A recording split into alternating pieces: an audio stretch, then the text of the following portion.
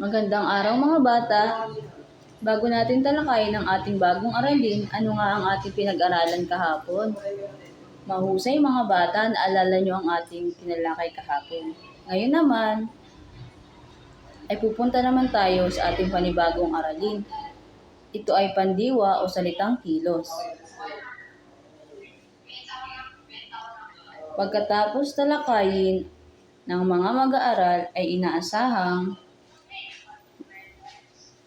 matutuloy ang pandiwa sa pangungusap.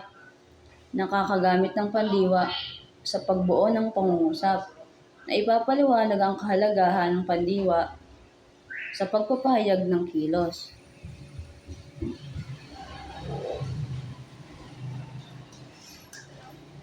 Tignan ang larawan ng batang kumakain. Ano nga po ang ginagawa ng bata sa picture? Yes, Michelle?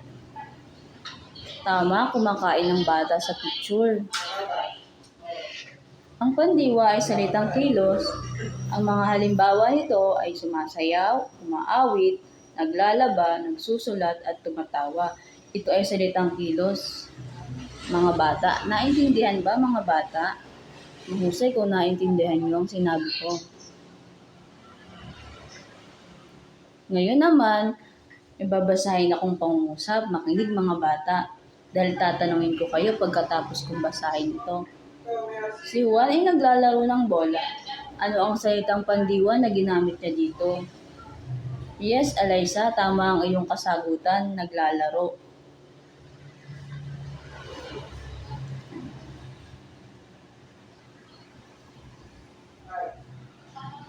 Ngayon naman, ay bibigyan ko kayo ng gawain. Ito ay grupo. Bibigyan ko kayo ng mga larawan ng kilos. Ito ay tumatakbo, kumakanta, magsulat.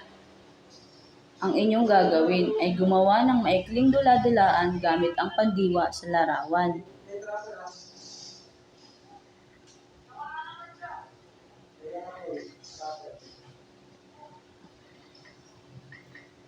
Ang grupo naman ay tumatakbo at ang group 2 naman ay kumanta at ang group 3 naman ay nagsusulat. Bibigyan ko lamang kayo ng 5 minuto para gawin ito. Ngayon mga bata, magsimula na kayo. Tapos na ba mga bata? Okay, mahusay mga bata. Ngayon naman, may itatanong ulit si teacher. Ano nga ang mga kilos na ginagawa mo sa bahay gamit ang pandiwa? Yes, Michelle? Tama, naglalaro. Naglalaro at tumutulong sa nanay. Ito ay salitang pandiwa dahil tayo ay kumikilos. Dahil tinutulungan natin ang ating magulang. Mahusay ang inyong mga sagot, mga bata. Ano nga ang pandiwa? Bakit ito mahalaga? Yes, Alaysa? Opo, dahil ito ay salitang kilos, kaya ito ay mahalaga. Ito ay ginagawa natin sa araw-araw.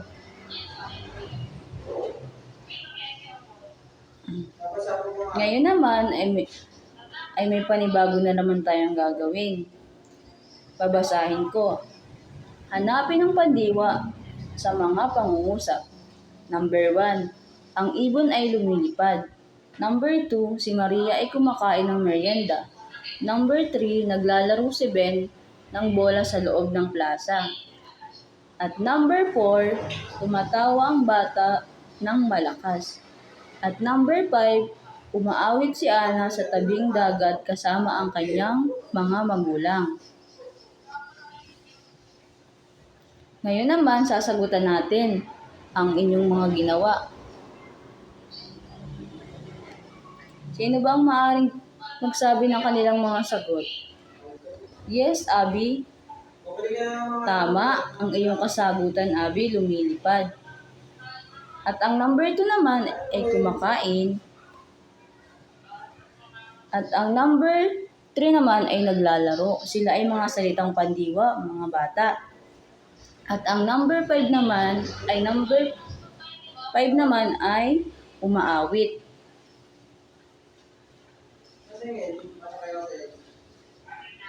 Bago natin matapos ang ating bago tayo umuwi mga bata, meron lang akong karagdagang gawain na inyong gagawin sa bahay. Babasahin ko mga bata ha. Gumuhit ng kilos na ginagawa sa bahay at isulat ang pangungusap gamit ang pandiwa. Gumuhit kayo mga bata ha.